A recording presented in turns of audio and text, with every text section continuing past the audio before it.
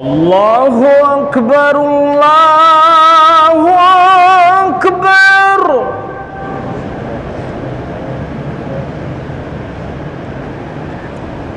الله أكبر الله أكبر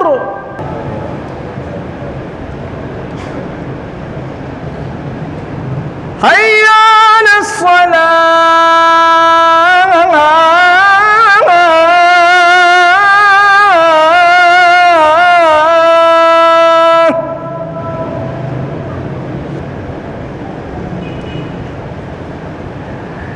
الله أكبر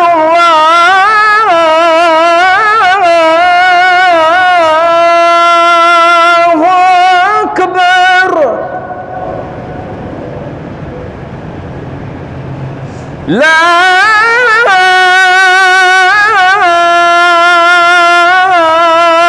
إله إلا الله.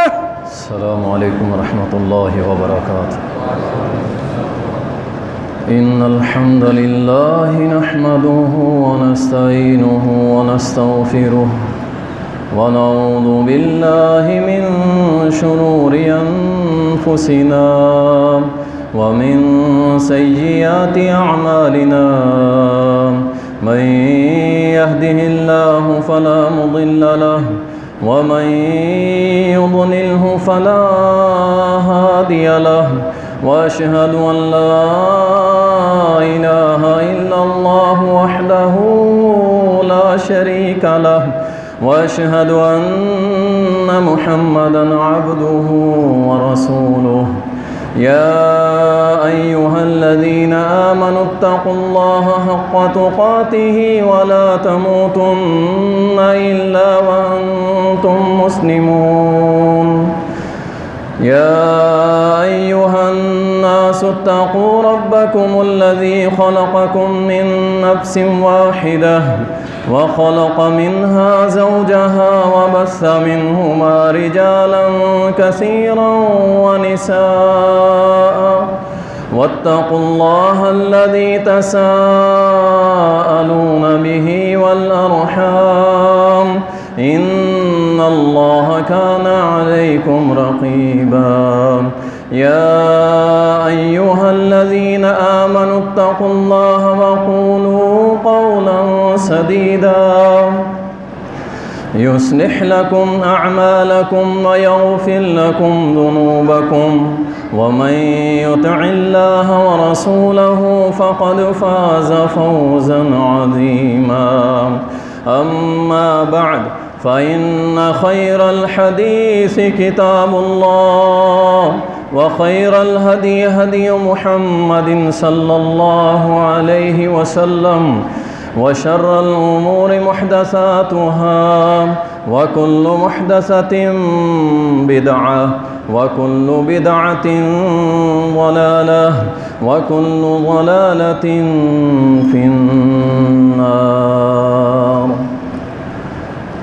قال الله سبحانه وتعالى: أعوذ بالله من الشيطان الرجيم.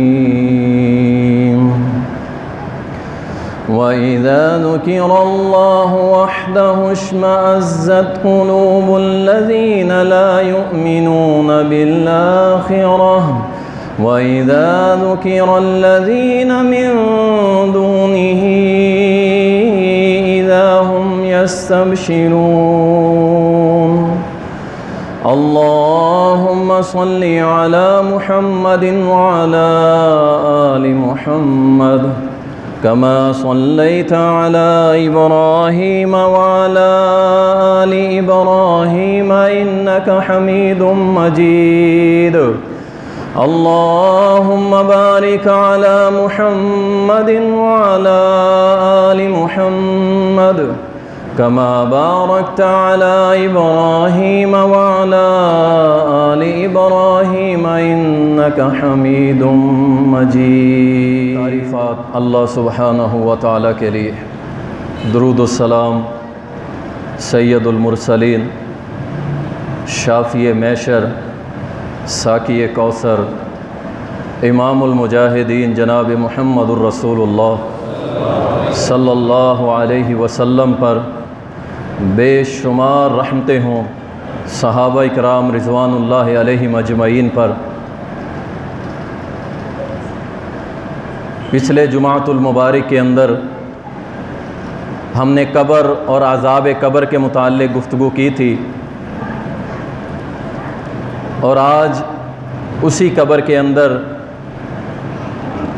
جو سوالات ایک مسلمان سے یا کسی غیر مسلم سے جو بھی دفن کیا جائے گا، جو بھی قبر میں جائے گا، اس سے وہ سوالات کیے جائیں گے، جس کو ان سوالوں کے جواب آ گئے انشاءاللہ وہ تو دنیا میں آپ سوچ ہی نہیں سکتے اللہ اسے کیسی نعمتوں سے نوازے گا، اور جسے وہ جواب نہ آئے تو یہ گرمی آپ بھول جائیں گے، جس گرمی کی شدت کو آپ ایسے سمجھتے ہیں کہ شاید ہمارے اوپر کوئی عذاب مسلط ہو گیا، پھر اس آگ جو دنیا کی آگ ہے اسے آپ بھول جائیں گے، کیونکہ وہ آگ اس سے 70 گنا زیادہ گرم ہے۔ پھر آپ اس اندھیرے کو بھول جائیں گے جو دنیا میں دیکھتے ہیں، وہ قبر کا وحشت ناک اندھیرا ہے۔ اللہ ہم سب کو عذاب قبر سے محفوظ فرمائے۔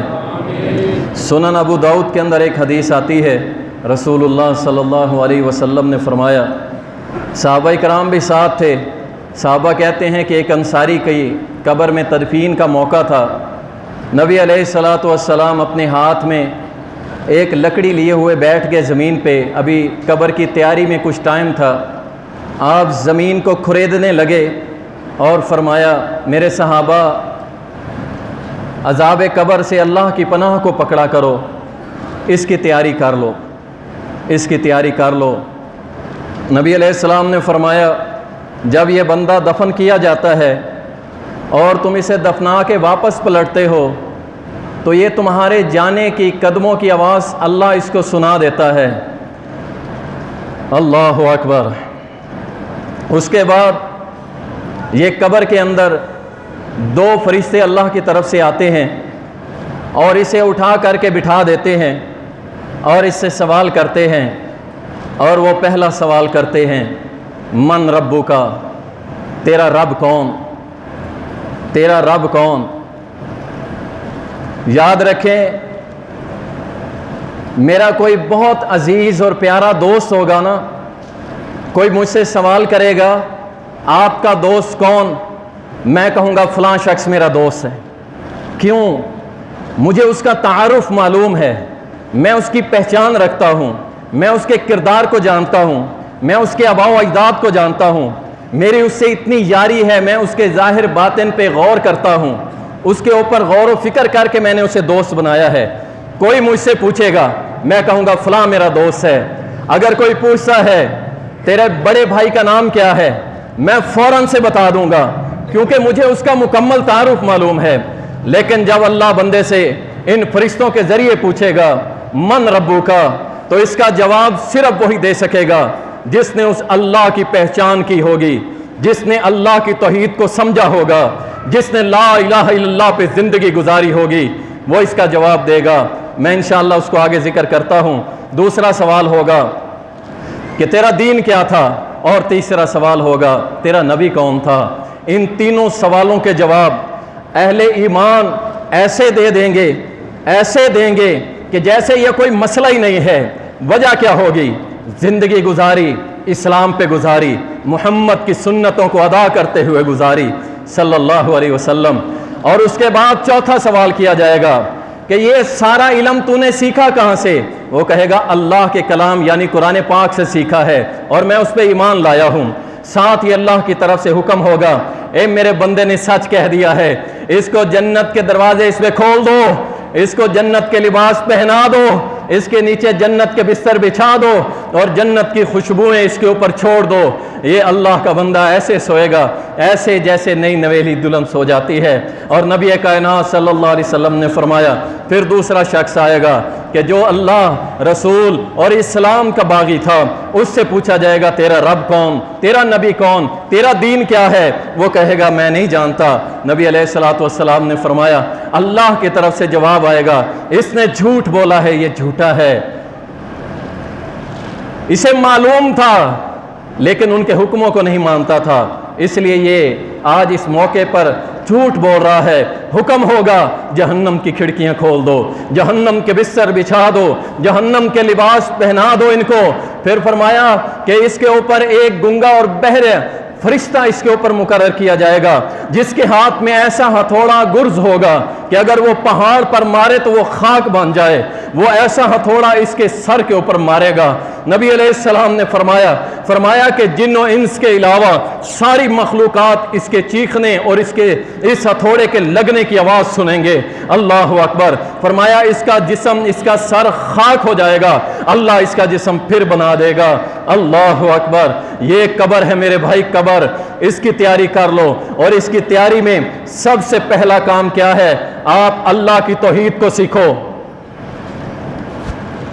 اگر اللہ کی توحید نہ آئی، یاد رکھو میرے اس جمعۃ المبارک کے اندر بیٹھا ہوا کوئی اہل حدیث، کوئی دیوبندی، کوئی بریلوی، میں بلا امتیاز بات کرنے کا قائل ہوں، جس کو اللہ کی توحید نہ آئی وہ قبر کے اندر من ربک کا جواب نہیں دے سکے گا، اور جو من ربک اس کا جواب نہیں دے گا اس کے اوپر اللہ کبھی جنت کے دروازے نہیں کھولے گا۔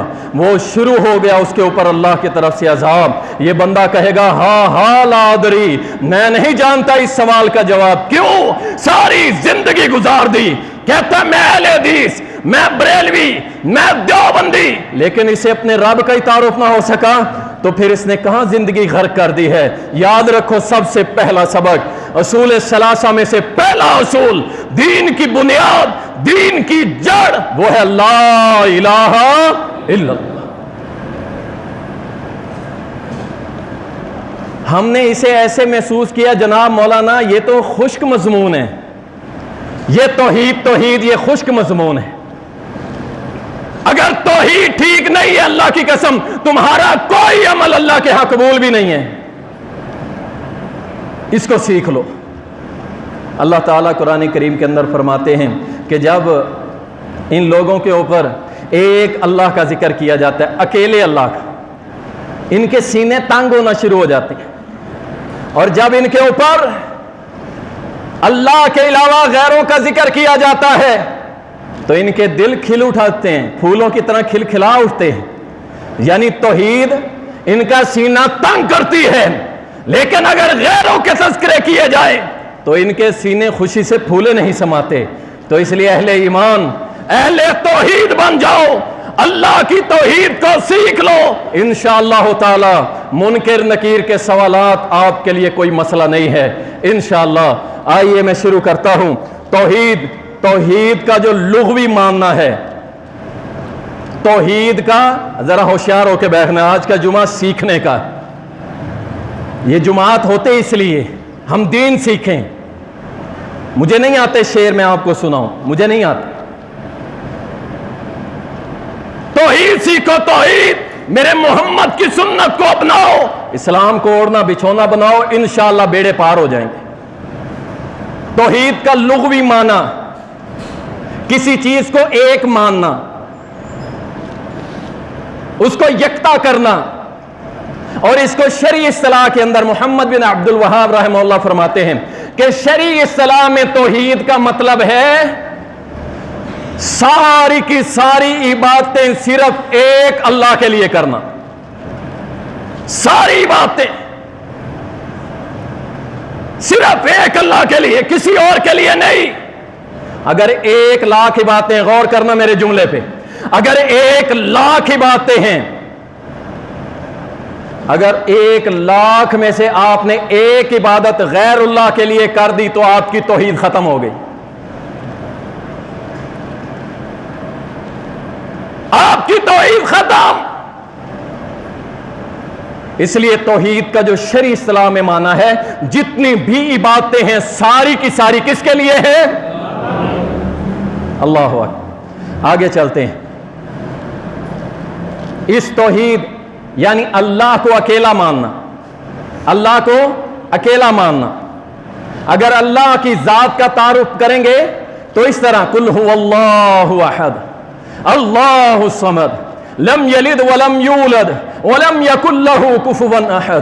اللہ کی قسم ایک ایک آیت پہ ایک ایک جمعہ پڑھایا جا سکتا ہے۔ قل هو اللہ احد۔ آپ نے کیا سمجھ لیا کہ بس ہم پڑھ لیتے ہیں؟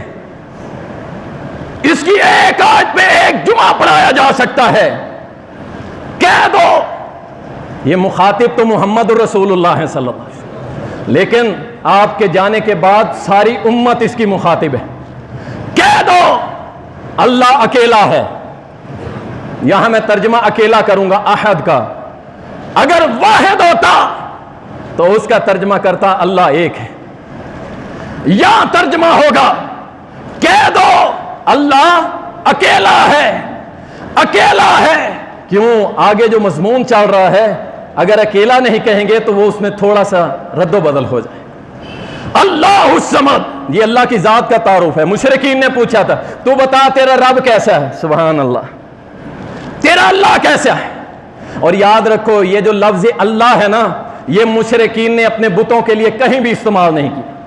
وہ لفظ الہ استعمال کرتے تھے، اللہ نہیں استعمال کرتے تھے، کیونکہ وہ اللہ کو جانتے تھے اور اللہ کی ربوبیت پہ ایمان رکھتے تھے۔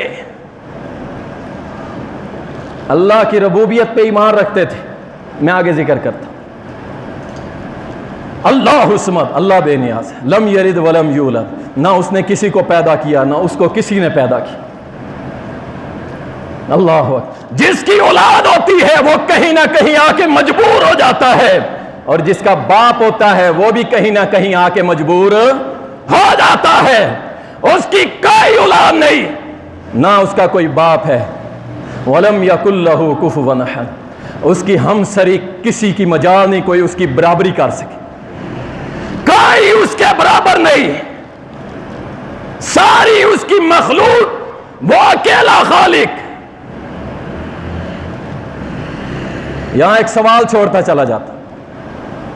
ہمارے ہاں بہت سارے بزرگ ہیں، پاکستان کے اندر بہت سارے بزرگ۔ مثال کے طور پہ لاہور کے اندر ایک بزرگ ہے علی حجویری رحمت اللہ علیہ۔ ان کو کہا جاتا ہے کہ وہ داتا ہے، رزق دینے والے ہیں۔ یہ میں سمجھانے کے لیے کہہ رہا ہوں، میرا مزاج نہیں ہے کسی کے اوپر ایسے بے جا تنقید کرنا۔ کہتے ہیں وہ رزق دینے والے ہیں، داتا مانا رزق دینے۔ میں یہ سوال اٹھاتا ہوں کہ جب حضرت علی حجویری رحمت اللہ علیہ پیدا نہیں ہوئے تھے تو لاہوریوں کو رزق دینے والا کون تھا؟ اس کا کوئی ہمسر نہیں۔ یاد رکھو یہ عقیدہ توحید کی پہلی سیڑھی ہے، اللہ کے تعارف کو پہچانو۔ آگے چلتے ہیں، یہ میں نے مثال دی۔ آگے آتا ہے کلمہ توحید، وہ ہے لا الہ۔ کیا ہے جی؟ لا الہ، یہ ہے کلمہ توحید۔ دو حصے، پہلا حصہ نفی کا اور دوسرا اس بات کا۔ پہلے اللہ نے کہلوایا کہو لا الہ، لا الہ، کوئی الہ نہیں۔ رد کر دو ساری دنیا کا، ساری دنیا کے معبودان باطلا کا رد کر دو۔ بعد میں اسبات کہہ دو الا اللہ، الا اللہ۔ اگر کوئی معبود برحق عبادت کے لائق ہے تو وہ کون ہے؟ سبحان اللہ۔ یہ کلمہ سارے نبیوں کی دعوت تھی۔ اللہ فرماتے ہیں وما ارسلنا من قبلک من رسول الا نوحی الیہ انہ لا الہ الا فاعبدون۔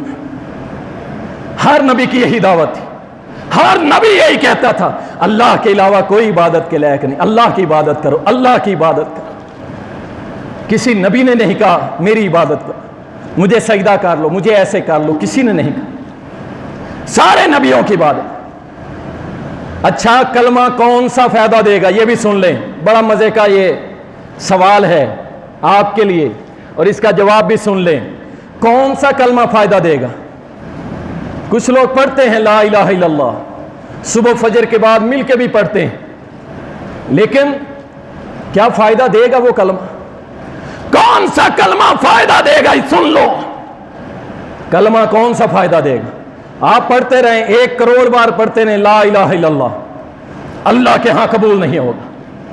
اللہ کے ہاں قبول کرنے کے لیے اللہ نے کچھ شرائط رکھی اس کلمے کے لیے، اگر وہ شرطیں پوری ہوں گی تو یہ لا الہ الا اللہ قبول ہوگا، ورنہ قبول نہیں ہوگا۔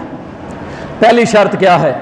اس کلمے کا علم ہونا ضروری ہے، اس کلمے کا علم ہونا ضروری ہے کہ لا الہ الا اللہ کا معنی کیا ہے، اس کا ترجمہ کیا ہے، اس کی تفسیر کیا ہے۔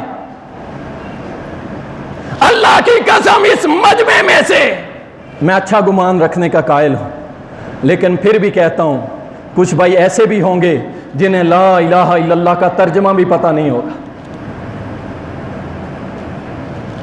یاد رکھو، تمہیں اہل حدیث کہلوانا نہیں چھڑوا سکے گا، تمہیں حنفی کہلانا نہیں چھڑوا سکے گا۔ لا الہ الا اللہ کا اگر علم نہیں ہے تو اس کلمے کا کوئی فائدہ نہیں ہے۔ اس کے بعد دوسرے نمبر پہ اس کلمے پہ یقین ہو، پختہ یقین کہ اللہ کے علاوہ کوئی معبود برحق نہیں، میرا پکا یقین ہے، شک نہ ہو، شک نہ ہو، کوئی قصے کہانی سن کے لڑکھڑا نہ جائے، یقین ہو پکا۔ نمبر 3 اخلاص، اللہ تیرے لیے، تیری رضا کے لیے میں نے یہ عقیدہ اپنایا ہوا ہے، لا الہ الا اللہ، تیرے علاوہ کوئی میرا معبود نہیں ہے۔ اخلاص ہونا ضروری ہے، صدق اس کلمے میں سچا ہو، جیسے زبان سے کہہ رہا ہے عملاً بھی یہ مواحد ہو،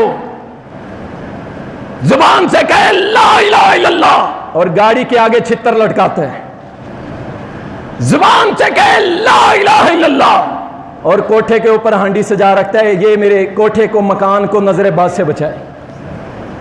زبان سے کہے لا الہ الا اللہ اور بیٹا جب بند سنور کے سامنے آئے تو اس کے سینے پہ کالے نشان کا کانٹا لگا دے، ماتھے پہ کالا نشان لگا دے کہ یہ میرے بچے کو نظر باد سے بچا لے گا۔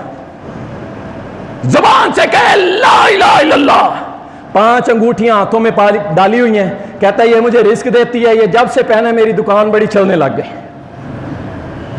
زبان سے کہے لا الہ الا اللہ اور کڑا پہنتا ہے، کہتا ہے جی اس کڑے سے مجھے بڑی صحت اور طاقت ملتی ہے۔ زبان سے کہے لا الہ الا اللہ اور بازو پہ تعویذ پہن کے کہے کہ یہ میرا ضامن ہے۔ ہم سب کا ضامن کون ہے؟ کون ہے جی؟ اللہ ہمارا ضامن ہے۔ اگر اللہ نہ چاہے تو ہمیں کوئی نقصان دے سکتا، اور اگر اللہ نہ چاہے تو ہمیں نفع بھی کوئی دے سکتا۔ سبحان اللہ۔ صدق ہو کلمے میں، سچا ہو، محبت ہو اس کلمے سے اور اس کی اطاعت کرے اور اس کو قبول کرے، کسی بھی حال میں ہو، مشکل ہو تب بھی کہے لا الہ الا اللہ، خوشی میں ہو تب بھی کہے لا الہ الا اللہ۔ بلال کے قصے سن کے سبحان اللہ کہنے والوں، جب بلال گرم پتھروں کے اوپر اور ریت کے اوپر پڑا ہوتا تھا، اس کی زبان سے یہ جو نکلتا تھا نا احد، احد، یہ اس لیے سمجھتا تھا، اس لیے نکلتا تھا کیونکہ بلال لا الہ الا اللہ کو سمجھتا تھا، لا الہ الا اللہ سے محبت کرتا تھا، خوشی ہو یا غم لا الہ، یہ کلمہ توحید ہے۔ آگے چلتے ہیں، یاد رکھیں یہی لا الہ الا اللہ ہر دائی کی دعوت کا نقطہ آغاز ہونا چاہیے، اور یہی میرے محمد صلی اللہ علیہ وسلم نے کہا تھا، قولوا لا الہ الا اللہ تفلحوا وتملکوا العرب والعجم، لا الہ الا اللہ کہہ دو، اللہ تمہیں عرب و عجم کا مالک بنا دے۔ سبحان اللہ۔ اب دیکھتے ہیں توحید، میری طرف توجہ۔ توحید 3 قسمیں۔ توحید کہتے ہیں اللہ کو اکیلا ماننا، کلمہ توحید کہتے ہیں لا الہ الا اللہ، اور اس توحید کی 3 قسمیں ہیں۔ جس کو یہ قسمیں یاد ہو گئی سمجھ لو اس کا قبر کا پہلا سوال تیار ہو گیا. پہلا سوال تیار, انشاءاللہ کوئی مشکل نہیں آئے گی. پہلی قسم سن لو. پہلی قسم ہے توحید ربوبیت. توحید ربوبیت. رب سنا ہے نا, رب العالمین, اس سے نکلا ہے یہ. ربوبیت کسے کہتے ہیں؟ سن لو, اللہ خالق ہے.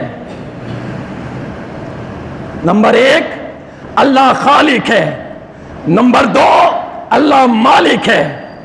نمبر 3 اللہ رازق ہے.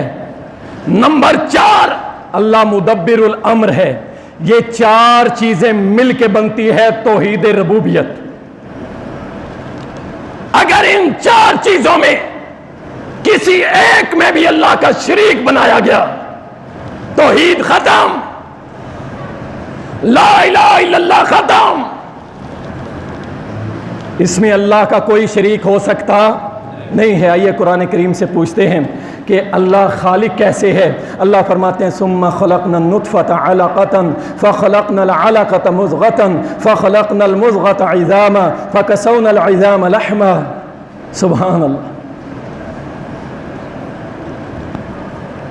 بڑے بڑے بے دین اللہ کے دین سے نفرت کرنے والے, ذرا تخلیق پہ تو غور کرو.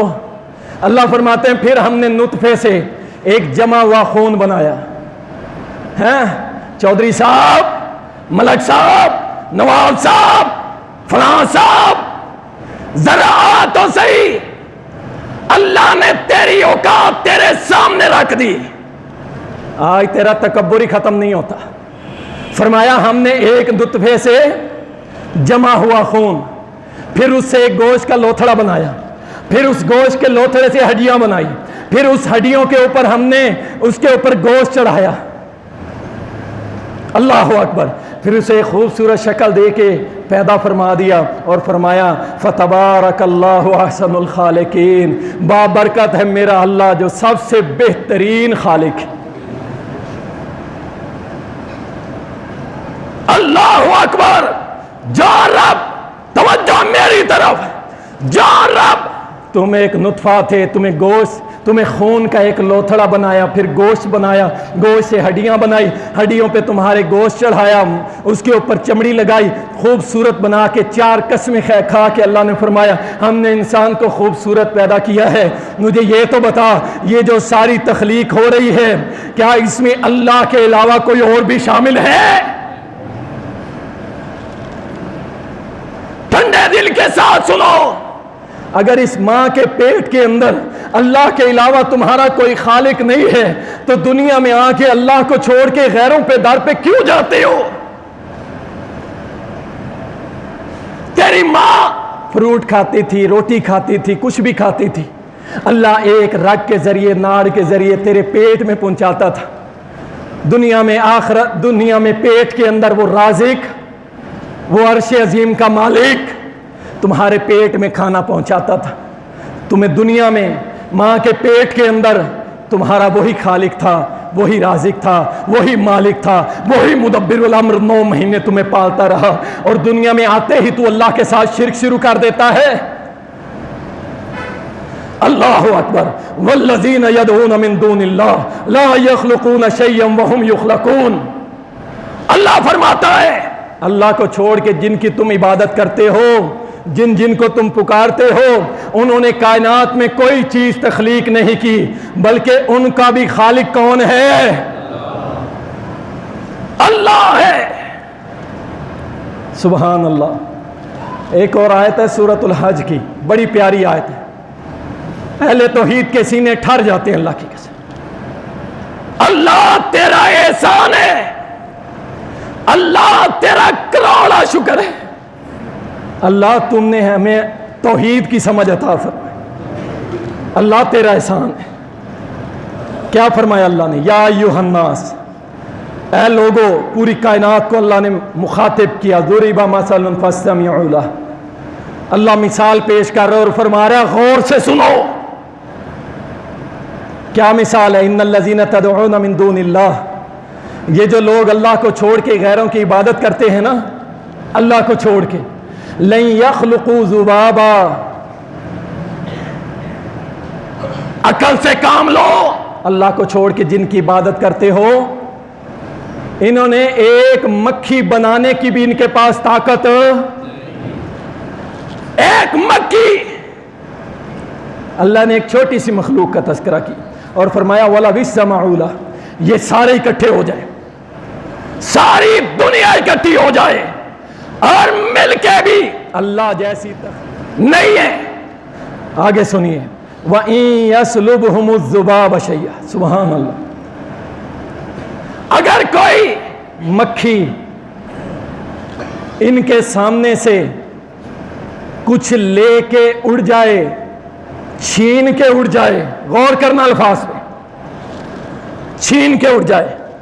دیکھیں ایک چیز ہے میرے پاس، آپ میں سے کوئی بھائی مجھ سے چھینتا ہے اور چھین کے لے جاتا ہے، طاقتور وہ ہوا یا میں؟ طاقتور وہ ہے جو چھین کے لے گیا۔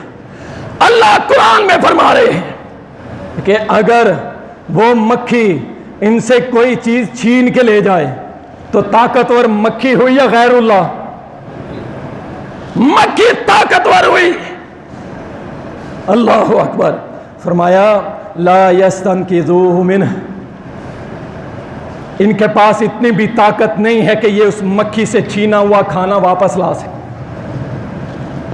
ان کے پاس اتنی بھی طاقت نہیں جن کی تم ہی باتیں کرتے ہو۔ اللہ چیلنج کر رہا، چیلنج، فرمایا ضعف الطالب، یہ مانگنے والا بھی کتنا کمزور عقیدہ ہے، اس کا عقیدہ کتنا کمزور ہے، اللہ فرما رہا ہے کتنا کمزور ہے، اپنے ہاتھ سے دفن کر کے پھر اسی سے مانگتا ہے۔ ضعف الطالب والمطلوب، جو مانگ رہا ہے وہ بھی کمزور ہے، جس سے مانگا جا رہا ہے وہ بھی۔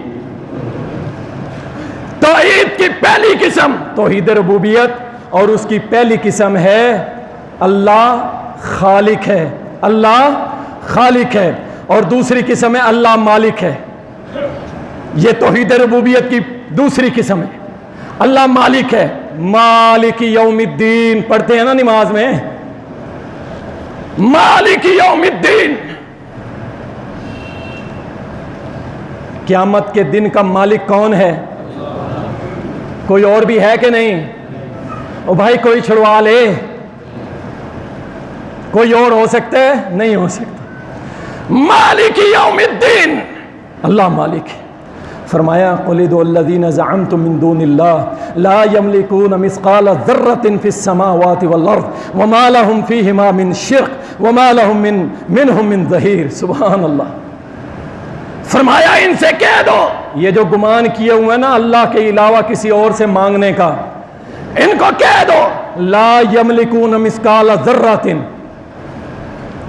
یہ سارے کے سارے غیر اللہ زمین و آسمان میں ایک ذرے کے بھی مالک نہیں ہے، ایک ذرے کے بھی مالک نہیں ہے۔ اور ساتھ ہی فرما دیا کہ جو اللہ نے یہ کائنات بنائی ہے نا، اس میں ان میں سے کوئی شامل نہیں ہے، کوئی حصے دار نہیں ہے، کوئی پارٹنر نہیں ہے، اکیلا اللہ ہی مالک ہے، اللہ مالک ہے۔ اور فرمایا کہ جب اللہ نے یہ کائنات بنائی ان میں سے کوئی ایک بھی اللہ کا مددگار بھی نہیں تھا۔ معلوم ہوا اللہ خالق اور صرف مالک کون ہے؟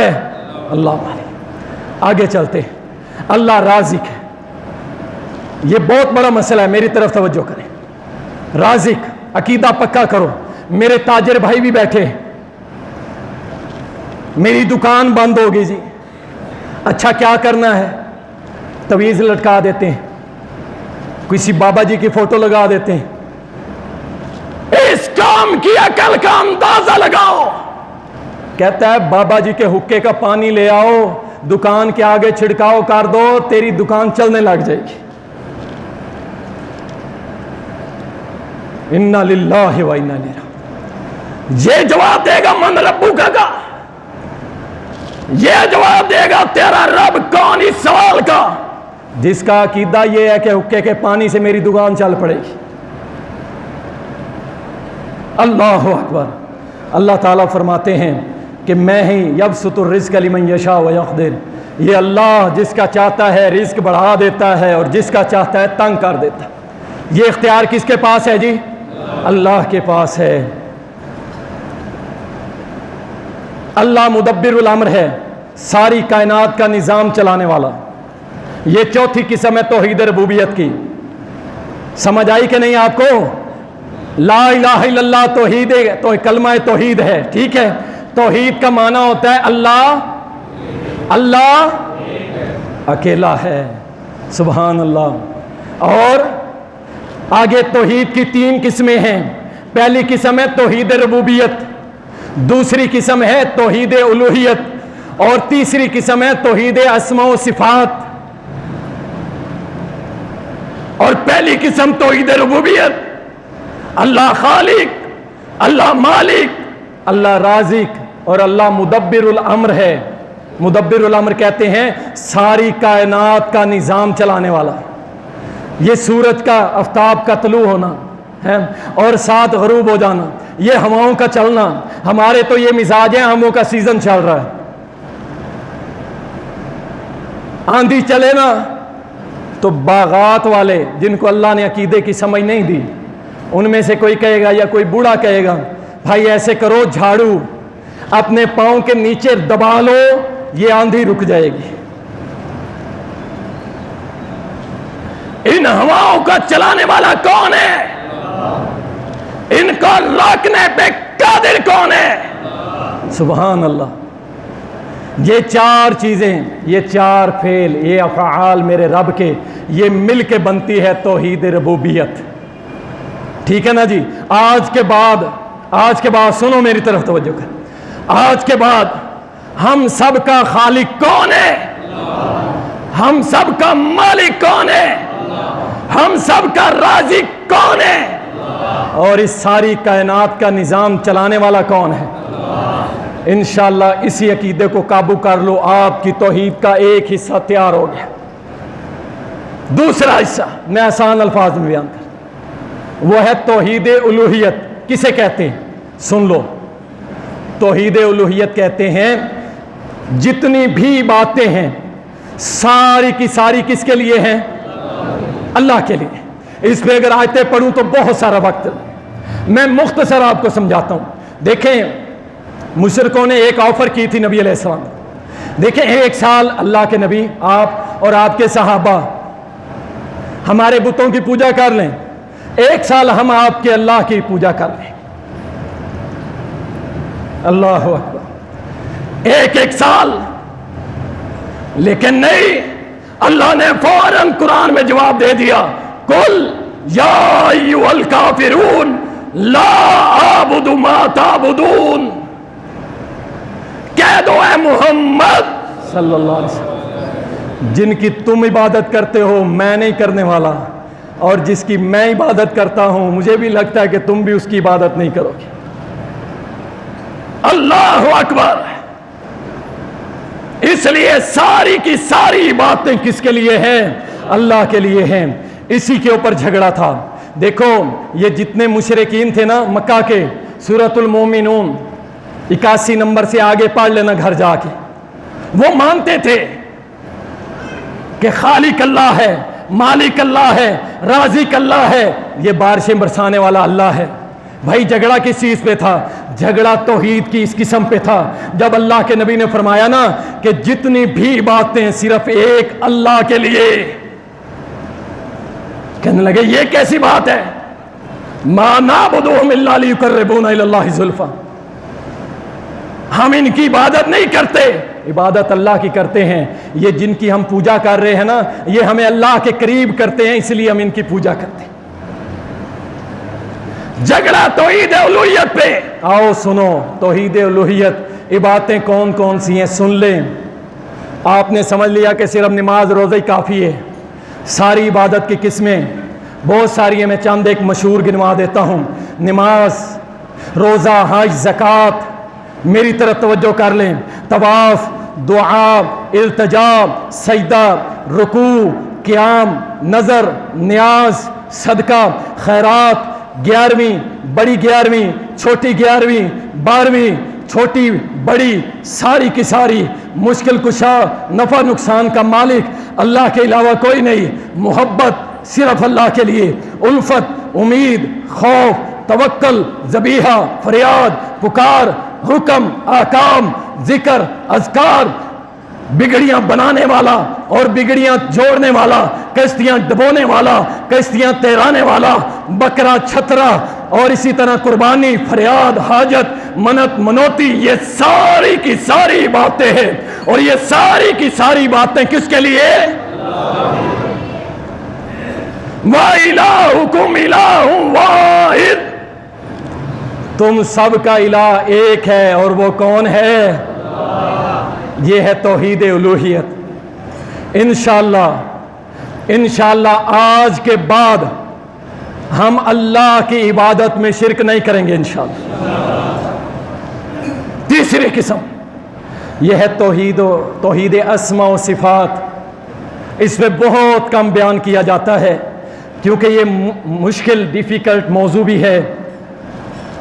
اس کو سمجھانا بہرحال بہت مشکل ہوتا ہے، علمی گفتگو ہے. میں کوشش کرتا ہوں تھوڑا سا آپ کو علم دوں اس حوالے سے، جتنا اللہ تعالیٰ مجھے توفیق دے اور آپ کو سمجھنے کی توفیق عطا فرمائے. وَلِلَّهِ الْأَسْمَاءُ الْحُسْنَى فَادْعُوهُ بِهَا وَذَرُوا الَّذِينَ يُلْحِدُونَ فِي أَسْمَائِهِ سَيُجْزَوْنَ مَا كَانُوا يَعْمَلُونَ. وَلِلَّهِ الْأَسْمَاءُ الْحُسْنَى، اللہ کے لیے ہیں پیارے پیارے اس کے نام. سبحان اللہ، اللہ کے پیارے نام ہیں، کسی کو یاد بھی نہیں ہوتے. صحیح بخاری کے اندر آتا ہے نبی علیہ السلام نے فرمایا جس نے اللہ کے 99 نام صفاتی نام یاد کر لیے اللہ اس کو جنت میں داخل کر دے گا، اللہ اس کو جنت دے دے گا. اس کے مطابق عقیدہ بھی بنا لے. سبحان اللہ، کوشش کریں یاد کریں. چلیں یہ تو ایک سرٹیفکیٹ آ گیا نا ہمارے پاس. اللہ ربی وَلِلَّهِ الْأَسْمَاءُ الْحُسْنَى فَادْعُوهُ بِهَا، اللہ کی صفتوں اور اس کے ناموں کا وسیلہ اللہ کو پیش کیا جا سکتا. یہ دائیں بائیں سے زبردستی وسیلے اور پتہ نہیں کیا کچھ اٹھا کے دینے کی ضرورت نہیں ہے. اللہ کو اللہ کی صفتوں کا وسیلہ دو، اللہ کو اللہ کے پیارے ناموں کا وسیلہ پیش کرو، انشاءاللہ وہ دعائیں قبول کرنے والا ہے. فرمایا کہ اس کے نام کے ساتھ اسے پکارو. والذین یلحدون فی اسمائہ، اللہ فرماتا ہے وہ لوگ جنہوں نے میرے نام کے اندر الہاد اختیار کیا. الہاد کسے کہتے ہیں؟ ایک شخص درمیان راستے میں چل رہا ہے، اہدنا الصراط المستقیم، ٹھیک ہے نا جی، نہ وہ غیر المغضوب علیہم ولا الضالین، دونوں میں نہیں ہے، نہ مغضوب میں نہ ضال میں نہ گمراہوں میں نہ بدبختوں میں، بلکہ کیا وہ سینٹر میں چل رہا ہے. اہل السنہ کی راہ کو اپنائے ہوئے چل رہا ہے، صحابہ کی راہ کو اپنائے ہوئے چل رہا ہے. اچانک ایک طرف گر جاتا ہے، وہ راہ چھوڑ کے ایک طرف گر جاتا ہے اور اپنے موقف کو سمجھتا ہے کہ میں بس میں ہی میں، باقی سب فارغ. یہ الہاد کا شکار ہو گیا. لہد دیکھیے، قبر دیکھیے آپ نے، اور دیکھیے نا میرے بھائی، ایک ہوتی ہے جو درمیان میں ہم میت کو لٹاتے ہیں، ایک ہوتی ہے لہد والی ایک سائیڈ پہ، اسی سے الہاد نکلا ہے. اللہ کے ناموں میں اتحاد کی 3 شکلیں ہیں الہاد کی. پہلی قسم کہ اللہ کے نام میں تبدیلی کی جائے، جیسے عزیز سے العزا بنا لیا گیا، یہ الہاد کی پہلی شکل ہے اللہ کے نام کے اندر. دوسری، اللہ کے ناموں میں اضافہ کر لینا، اپنی طرف سے خود ہی اضافہ کر لینا. اور تیسری کہ اللہ کے نام جو ذاتی ہیں ان سے تو پکارنا، لیکن اللہ کے صفاتی ناموں سے پکارنے کو برا سمجھنا. یہ 3 شکلیں ہیں. آگے چلتے ہیں. اسماء و صفات پہ ایمان کیسے لانا ہے؟ سادہ سی بات سنو. جو اللہ نے قرآن میں اور محمد صلی اللہ علیہ وسلم نے حدیث میں اللہ کے نام اور صفتیں بیان کی ہے نا، اللہ کے نام اور صفتیں بیان کی ہیں، اس کے اوپر من و عن ایمان لے آنا. بس جیسے اللہ نے بیان کی، محمد کریم نے بیان کی، ہمارا ایمان ہے کہ اللہ ویسے ہی ہے، اس کے نام بھی ویسے جیسے اس کی شان کے لائق، اور اس کی صفتیں بھی ویسی جیسی میرے اللہ کی شان کے لائق ہے۔ اللہ اکبر۔ اس میں ہم کسی قسم کی تعویل نہیں کریں گے، کسی قسم کی اللہ کے ناموں میں اور صفتوں میں کوئی تعویل نہیں کریں گے، کوئی تشبیہ نہیں دیں گے، اور اسی طرح کوئی مثال نہیں دیں گے، مثال نہیں دیں گے۔ سنیں، لیس کمثلہ شیء وہو السمیع العلیم، اللہ کی کوئی مثال نہیں ہے، اللہ کی کوئی مثال نہیں ہے۔ اب قرآن کریم میں سنیے، الرحمن علی العرش استوى۔ اب اس پہ مولوی بیٹھ کے پتہ نہیں کیا کیا کرتے ہیں، اللہ معاف فرمائے، اللہ ان کو بھی ہدایت نصیب فرمائے۔ الرحمن علی العرش استوى، اللہ عرش کے اوپر مستوی ہے۔ اللہ نے قرآن میں کہہ دیا ہے، کیسے ہے، کیا کیفیت ہے ہمیں معلوم نہیں ہے، لیکن جیسے میرے اللہ کی شان کے لائق ہے ویسے ہی وہ عرش پہ مستوی، وہ عرش پہ مستوی۔ یہ کہنا ہر چیز میں ہے، فلاں چیز میں ہے، درختوں میں ہے، پانی میں ہے، پتہ نہیں کیا کچھ، یہ نہیں۔ اللہ عرش کے اوپر مستوی کیسے ہے، کیفیت کیا ہے ہمیں نہیں معلوم، بس ہمارا ایمان ہے کہ اللہ کی صفت ہے وہ عرش کے اوپر مستوی ہے۔ اور اسی طرح فرمایا وَيَبْقَى وَجْهُ رَبِّكَ، اور باقی تیرے رب کا وجہ، چہرہ رہے گا۔ اب اس کی تمثیل دینا، مثالیں، تشبیہ دینا، کیسا ہوگا، کیوں ہوگا، جو اس چکر میں پڑا، اللہ فرماتے ہیں ان کو ان کے حال پہ چھوڑ دینا، قیامت کو پھر ہم خود ہی ان سے نبڑ لیں گے۔ اللہ نے قرآن میں کہا کہ اللہ کا چہرہ باقی رہے گا، اور ساتھ فرمایا بل یداہ مبسوطتان، اللہ کے دونوں ہاتھ کھلے ہوئے ہیں۔ کیسے ہیں ہمیں نہیں پتا، بس اللہ نے کہہ دیا ہیں تو ہیں، ہم اس کی کوئی مثال نہیں دیں۔ اسی طرح فرمایا تعلم، موسیٰ علیہ السلام نے کہا تھا تعلم ما فی نفسی ولا اعلم ما فی نفسک، اللہ جو میرے دل میں ہے تو جانتا ہے، لیکن جو تیرے دل میں ہے میں نہیں جانتا۔ تو اللہ کا دل کیسے ہے ہمیں نہیں پتا، ہم بس ایمان لائیں گے، یہ اللہ کی صفت ہے۔ سبحان اللہ۔ وجاء ربک، تیرا رب آئے گا، اللہ اکبر، اپنی شان کے مطابق آئے گا، ہمیں نہیں پتا کیسے آئے گا۔ یحبہم، وہ محبت کرتا ہے، وہ محبت کرتا ہے، کیسے کرتا ہے، جیسے میرے اللہ کی شان کے لائق ہے۔ اللہ ہمیں ان لوگوں کی صف میں ڈال دے جن سے اللہ محبت کرتا ہے۔ رضی اللہ عنہم، وہ راضی بھی ہوتا ہے، یہ اس کی صفت ہے۔ وغضب اللہ، وہ غصے بھی ہوتا ہے، یہ بھی اللہ کی صفت ہے۔ یوم یکشف عن ساق، عن ساق، قیامت کے روز اللہ اپنی پنڈلی سے اپنی پنڈلی کو ننگا کرے گا۔ اب کیسی ہے، جیسی میرے رب کے لائق ہے۔ جو اللہ نے مانا، جو قرآن میں لفظ بتا دیا ہے، اس کے تفسیریں کرنا، تعویلیں کرنا، مثالیں دینا، تشبیہیں دینا، یہ جائز نہیں ہے اسلام کے اندر۔ وَكَلَّمَ اللَّهُ مُوسَىٰ تَكْلِيمًا، اللہ کلام بھی کرتا ہے، کیسے کرتا ہے، جیسے اس کی شان کے لائق ہوتا ہے۔ میرے بھائی، یہ تین صفتیں، یہ تین قسمیں میں نے آپ کے سامنے بیان کی ہیں۔ قبر کا سوال ہوگا من ربک، تیرا رب کون؟ آپ انشاءاللہ کھل کے کہہ دیں گے کہ انشاءاللہ آپ کہیں گے میرا رب جس کی ربوبیت پہ میں ایمان لے کے آیا، جو خالق تھا، جو مالک تھا، جو رازق تھا، جو ساری کائنات کا نظام چلانے والا تھا، ساری عبادتیں جس کے لیے تھی، اور جس کے پیارے پیاری اسماء، اس کے نام تھے اور صفتیں تھی، میں اس پہ ایمان لایا تھا۔ میرا رب اللہ ہے، میرا رب اللہ ہے۔ اب ہوشیار ہو جائیں، آپ سے ایک وعدہ لینے لگا ہوں، سب سے وعدہ لینے لگا، بڑا پیارا سا وعدہ۔ انشاءاللہ یہ ہاتھ اٹھیں گے تو اللہ کے ہاں لکھے جائیں گے، دیکھ لینا۔ اور انشاءاللہ ان ہاتھوں کو دیکھ کے میرا رب بھی معاف کر دے گا۔ آج سے اللہ سے ہم عہد کرتے ہیں، انشاءاللہ اللہ ہم آج کے بعد شرک نہیں کریں گے۔ ہاتھ اٹھا کے کہہ دیں انشاءاللہ اللہ ہم شرک نہیں کریں گے۔ وآخر دعوانا الحمد للہ۔